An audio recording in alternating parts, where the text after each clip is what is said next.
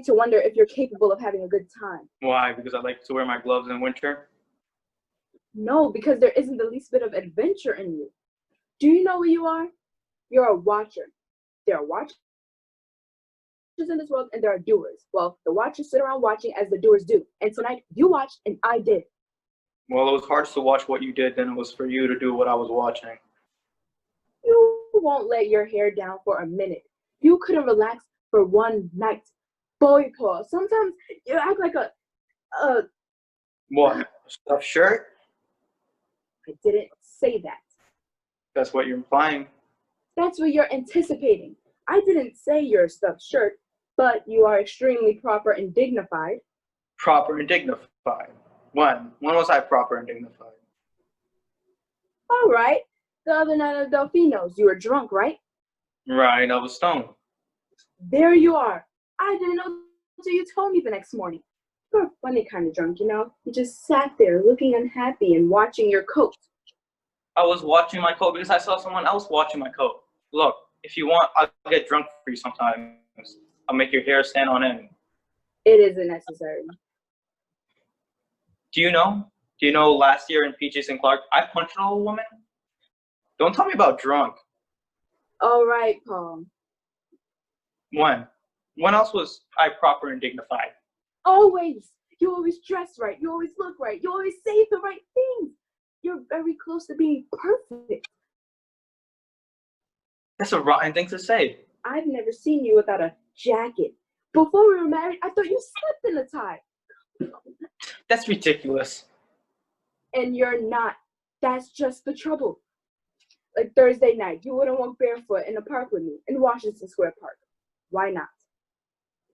Simple answer. It was 17 degrees.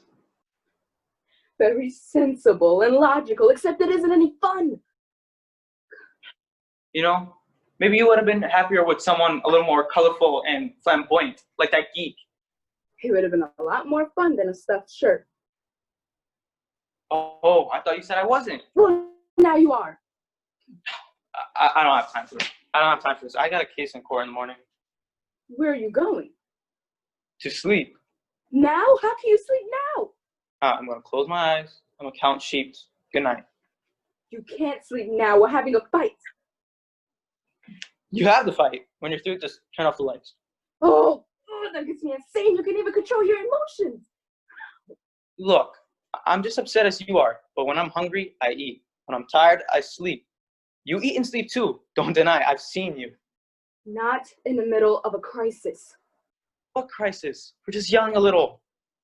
You don't consider this a crisis? Our whole marriage hangs in a balance. It does? When did that happen? Just now. It's suddenly very clear that you and I have absolutely nothing in common. Why? Because I won't walk barefoot in the park in winter? You haven't got a case, Corey. Adultery, yes. Cold feet, no. Don't oversimplify this. I'm angry. Can't you see that? Corey, it's 2:15. If I could fall asleep in about a half an hour, I could get about 5 hours of sleep. I'll call you in court and we can fight over the phone. You will not go to sleep. You will stay here and fight to save our marriage. If our marriage hinges on breathing fish balls and poofla-poo pie, it's not worth saving. I'm now going to crawl in our tiny single little bed. If you care to join me, we'll be sleeping from left to right tonight. You won't discuss it. You're afraid to discuss it. I married a coward.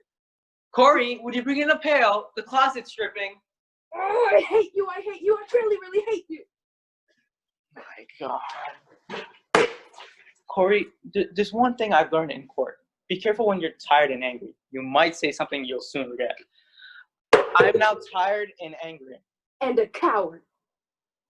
And now I'm going to say something I'll soon regret. Okay, Corey, maybe you're right. Maybe we have nothing in common. Maybe we rushed into this marriage a little too fast. Maybe two people need to take more than a blood test.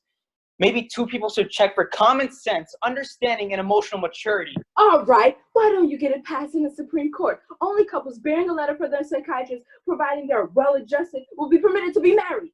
You're impossible. You're unbearable. You belong in a nursery school. It's a lot more fun than a home for the fuddy-duddies. Okay, Corey, let's not get too much. Don't touch me. Don't touch me. I don't want you near me ever again. Why? I just don't That's all. Not when you feel this way. When I feel what way? The way you feel about me. Corey, you're hysterical. I am not hysterical. I know exactly what I'm saying. Things are no good between us, Paul, and they never will be again.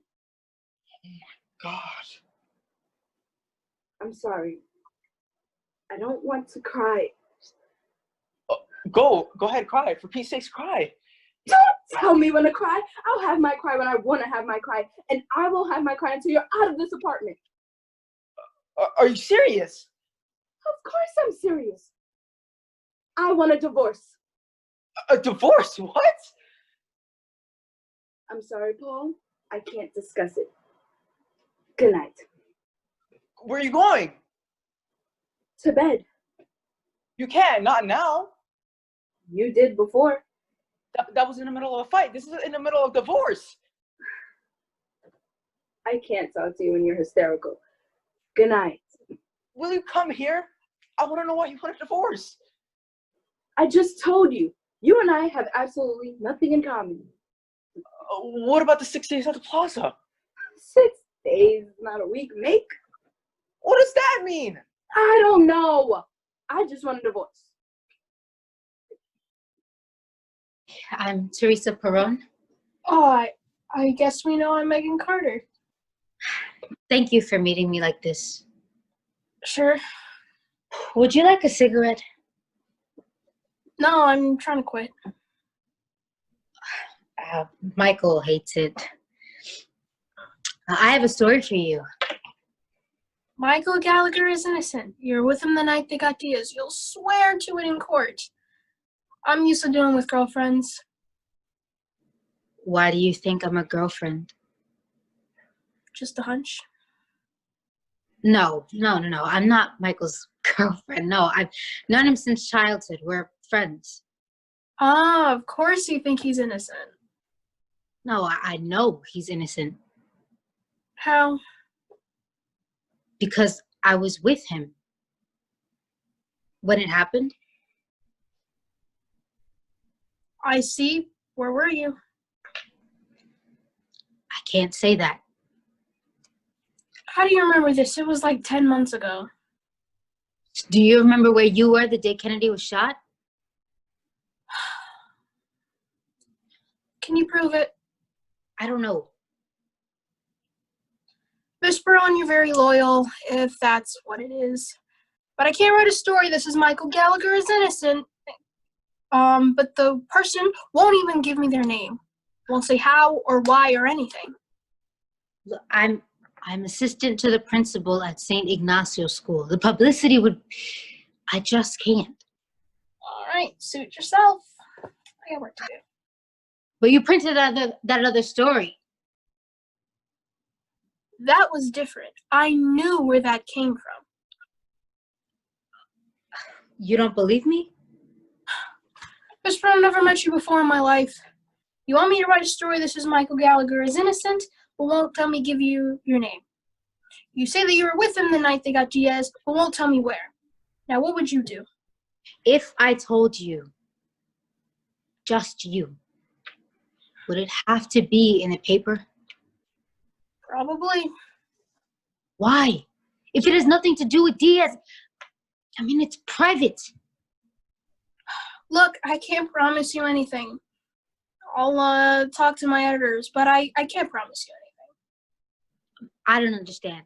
Couldn't you say that you just spoke to someone who was with him the whole time? You're talking to a newspaper right now. You understand that? Look, I don't understand.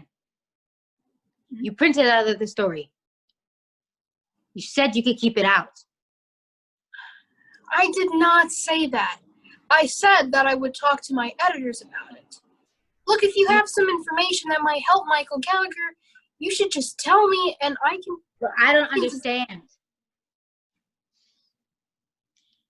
There was this guy. Michael hates him. And maybe he wasn't so hot, but you see, I'm Catholic.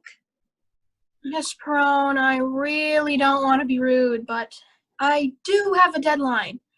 I've got to get back to the paper. Wait. I had an abortion.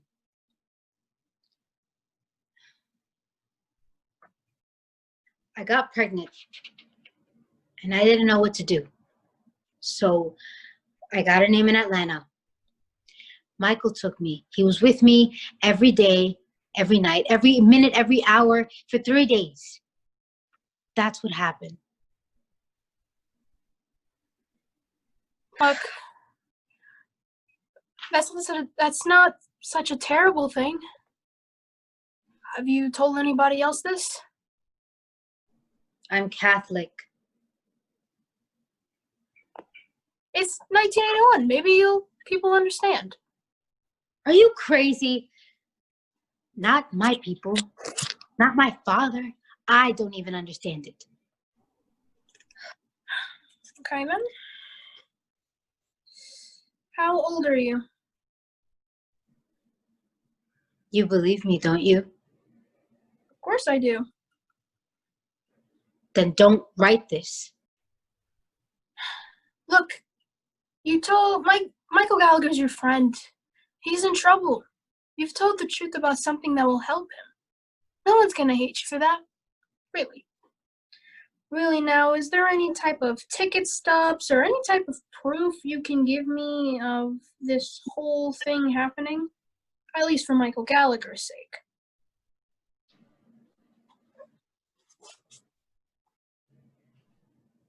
Where'd she go? Subscribe to our YouTube channel, like, comment, and share.